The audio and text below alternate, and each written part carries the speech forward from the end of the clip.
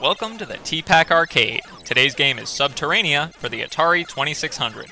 In this 1983 roaming shooter from Imagic, you're a treasure-hunting cave ranger descending the depths of Subterranea in your fighter craft. This game features 8 levels, broken into several segments each. The first segment of every level is an encounter with the Hexuplex, some kind of unsettling, scuttling creature that unhinges its entire head into a set of jaws and spews flying enemies at you.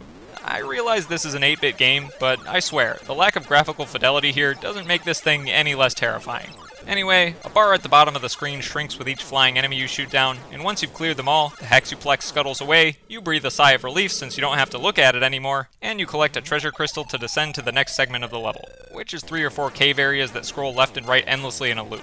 Here, flying enemies come in from the sides, and just like before, you shoot them down until the handy little bad guy bar at the bottom of the screen is empty and the cave is cleared. Then an opening to the next cave appears, guarded by electric gates that try to zap you as you slip through. These aren't too bad if you can just time it out and lower yourself through one rung at a time, but your score does drop every time a beam flashes, so you don't want to take too long. The beams won't kill you, but if you get zapped 3 times, that section of the cave resets and you have to clear it all over again without scoring any more points. Which makes sense since you can't cheese your way to a high score on level 1, but it's almost as unbearable as looking at the Hexuplex's gross unhinging jaw face. The cave walls are another thing that lowers your score on contact, but won't kill you unless you specifically run into a skull embedded in there. In which case, you get to join the party of dead treasure hunters whose greed is immortalized in the subterranean decor. Except in later levels, where the skulls are replaced with other random graphics, like aliens and derpy potato head smiley faces. I'd rather join their party.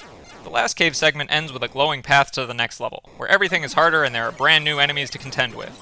I was really surprised at just how many different flying bad guys there are in this game, considering they have all sorts of unique attack patterns. There are pink inverted copyright symbols that ping-pong between the edges of the screen, derpy wasps of inconsistent altitude, various birds that shoot straight but can't fly straight, white rotating soda tabs that get faster every time they pass by you, sentient sideways fishing bobbers that swarm in from all sides, spooky ghost tadpoles with not-so-spooky waggy tails, wind-up chompers who dream of being torpedoes, 2-dimensional lanterns that disappear when they turn sideways, and of course, friendship bracelets of death.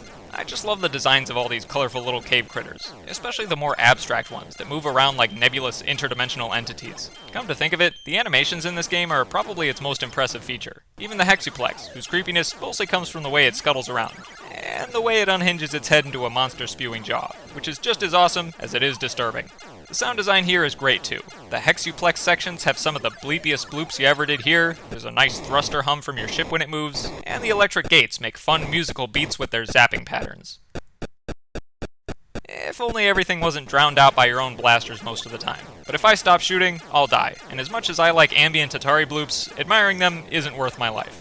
A neat novelty in Subterranea compared to most other Atari games is that you earn extra lives whenever you manage to clear a cave section without getting hit, instead of at predetermined score thresholds. Subterranea is an incredibly difficult game as soon as you hit level 2, and I attribute that to 3 specific factors. First is your built-in momentum.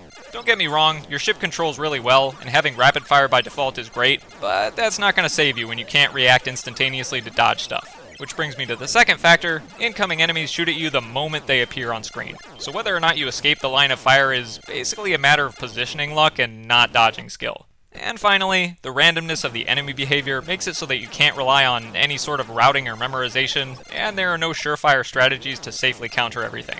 I tried positioning between lanes of incoming enemies, manipulating where bad guys spawn from, and cheesing the Hexuplex by camping in corners to pick off its projectiles immediately, but all of these plans eventually backfired.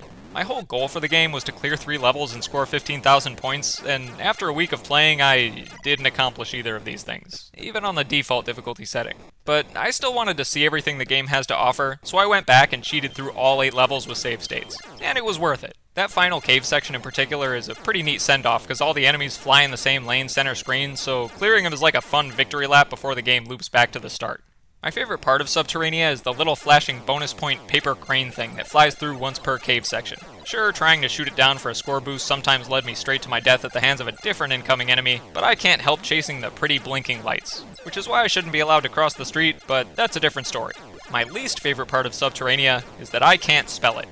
Overall, this is a really impressive roaming shooter. It has some neat gameplay twists, but doesn't make itself convoluted or unapproachable because of them. And the enemy variety is well beyond what I typically expect from an Atari game, especially considering how terrifying the Hexuplex is.